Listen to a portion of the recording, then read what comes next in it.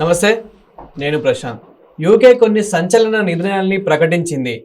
వారానికి 4 రోజులు మాత్రమే వర్క్ అవర్స్ అని చెప్పేసి కూడా ఇలా ప్రకటించడం జరిగింది. మరి ఇంతకీ నిజాలేంటి? సో దీని గురించి అయితే మాట్లాడేందుకు ప్రస్తుతం మనతో పాటు సీనియర్ జర్నలిస్ట్ సిఎస్ రావు గారు ఉన్నారు.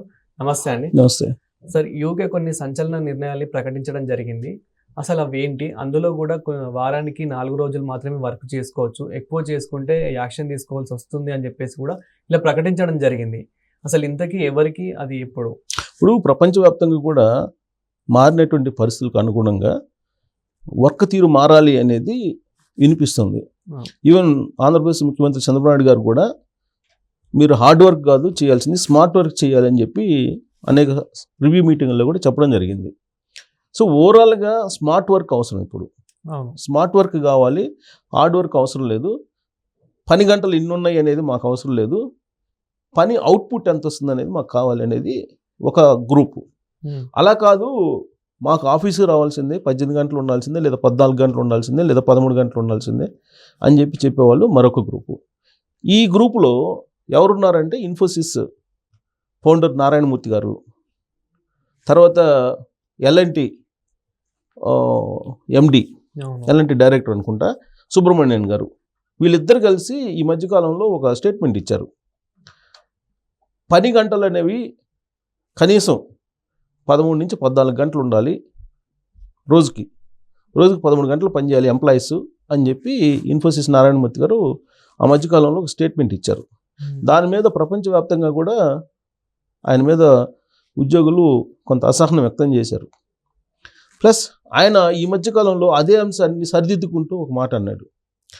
ఎన్ని గంటలు పని చేయాలి అనేది వాళ్ళ యొక్క మానసిక స్థితి మీద ఆధారపడి ఉంటుంది. తానైతే ఉదయం 8 గంటలకు వెళ్ళి సాయంత్రం మళ్ళీ 9 గంటల దాకా 8 గంటల దాకా నేను ఉంటాను అని చెప్పి ఆయన సామర్థ్యం గురించి ఆయన ప్రకటించుకున్నారు. అంటే ఆయన ఇండైరెక్ట్గా ఏం చెప్పారు, కమిట్మెంటు లేదంటే హార్డ్ వర్క్ చేసేవాళ్ళు, పని వర్క్ కల్చర్ ఉన్నటువంటి వాళ్ళు తనలాగా పని చేయాలని చెప్పేసి ఒక సంకేతం ఇచ్చాడు. ఆయన మాటలు అదే కదా అర్థం.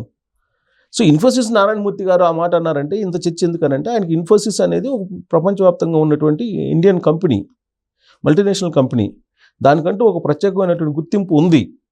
మరి ఆయనే 13-14 గంటలు రోజుకు వర్క్ చేయాలి అనంటే, పైగా వారానికి 5 రోజులు అనంటే దీని మీద ఒక పెద్ద చర్చ జరిగింది. దాని కంటిన్యూషన్లో ఎల్ఎన్టీ డైరెక్టరు ఆయన సుబ్రహ్మణ్యన్ గారు, ఆయన కూడా ఇదే వారానికి 5 రోజులు ఉండాల్సిందే, కనీసం 12 గంటలు పని చేయాలని ఆయన అన్నాడు. ఇలాంటి సమయంలో అసలు కార్మిక చట్టాలు ఏం చెప్తున్నాయి, కార్మిక చట్టాల ప్రకారం ఐటీ రంగం ఉందా లేదా, మిగతా కంపెనీలు కార్మిక చట్టాలను పాటిస్తున్నాయా లేదా అనేది మనం క్వశ్చన్ చేసుకుంటే, ఎప్పుడైతే సాఫ్ట్వేర్ రంగం మిగతా రంగాల కంటే కూడా ప్రధాన భూమిక పోషిస్తూ వచ్చిందో ఆ రోజు నుంచి కార్మిక చట్టాలన్నీ తెరమరుగైపోయాయి. అసలు కార్మిక చట్టాలు ఐటీ రంగానికి వర్తింప చేయడానికి లేదు అనేటువంటి ఒక అభిప్రాయం వెళ్ళిపోయింది.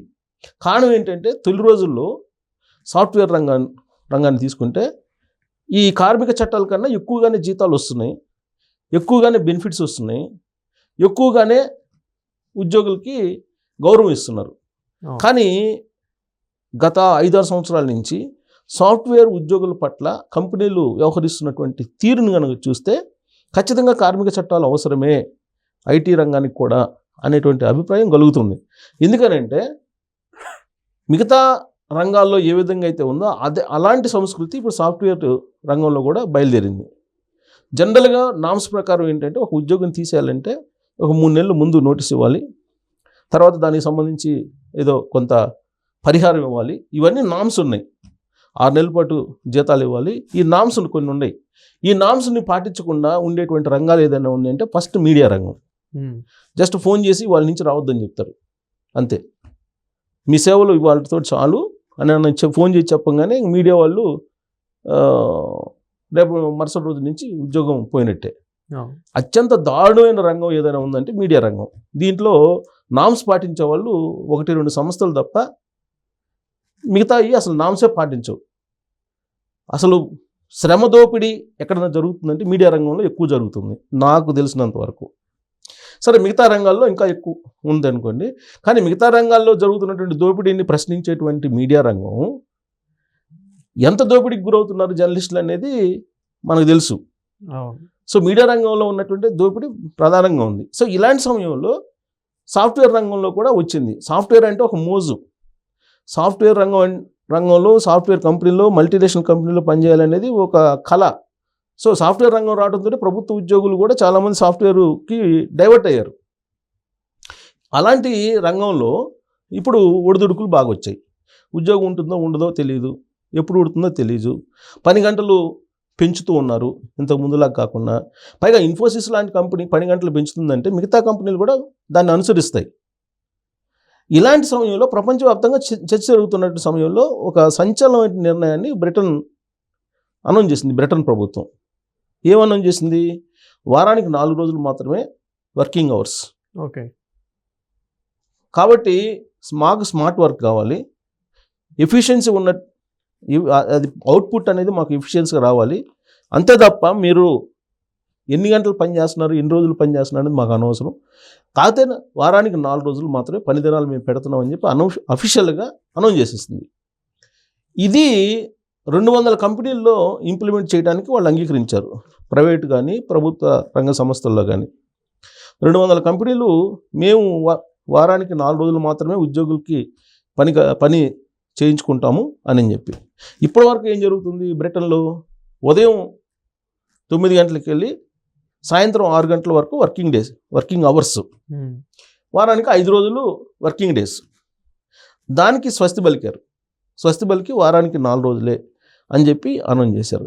ఇప్పుడు బ్రిటన్ లాంటి దేశమే వారానికి 4 రోజులు పని దినాలు అని చెప్పి అనౌన్స్ చేస్తే దాన్ని టెక్నాలజీ రంగం, మ్యానుఫ్యాక్చర్ రంగం, తర్వాత మిగతా ఎన్జిఓస్ కానీ ప్రభుత్వ రంగ సంస్థలు కానీ ఇవన్నీ కూడా మాకు వారానికి 4 రోజులు పని చాలు ఉద్యోగుల నుంచి అని చెప్పి వాళ్ళు కూడా అంగీకరించారు. మరి ఇలాంటి తరుణంలో ప్రపంచవ్యాప్తంగా ఉన్నటువంటి కంపెనీలు ఇన్ఫోసిస్ లాంటిదో లేదా ఎల్ఎన్టీ లాంటివో లేదంటే ఇతరత్ర అమెజాన్ లాంటివో లేదా కంపెనీలు ఏవైతే ఉన్నాయో అవి కూడా అనివార్యంగా వారానికి 4 రోజులు అనౌన్స్ చేయాల్సిన పరిస్థితి. ఎందుకంటే బ్రిటన్ అనౌన్స్ చేసింది కాబట్టి. సో రోజుకి 18 గంటలు లేదా 16 గంటలు 14 గంటలు కావాలి వర్కింగ్ అవర్స్ అని కోరుకుంటున్నటువంటి ఇన్ఫోసిస్ నారాయణమూర్తి లేదంటే సుబ్రహ్మణ్యం గారు లాంటి వాళ్ళకి బ్రిటన్ తీసుకున్నటువంటి నిర్ణయం ఏదైతే ఉందో అది ఒక చంపపెట్టు అని చెప్పి చెప్పుకోవాలి. కార్మిక చట్టాలను కాపాడుతూ బ్రిటన్ తీసుకున్నటువంటి సంచలన నిర్ణయం రాబోయేటువంటి రోజుల్లో ఇన్ఫోసిస్కి, ఎల్ఎన్టీకి లేదా ఇతరతర కంపెనీలు ఏవైతే వర్కింగ్ అవర్స్ ఎక్కువ కావాలనుకుంటున్నాయో వాటన్నిటికీ ఒక గుణపాఠం కింద ఈ నిర్ణయం ఉందని చెప్పి మనం చెప్పుకోవచ్చు. Thank you sir. Thank you.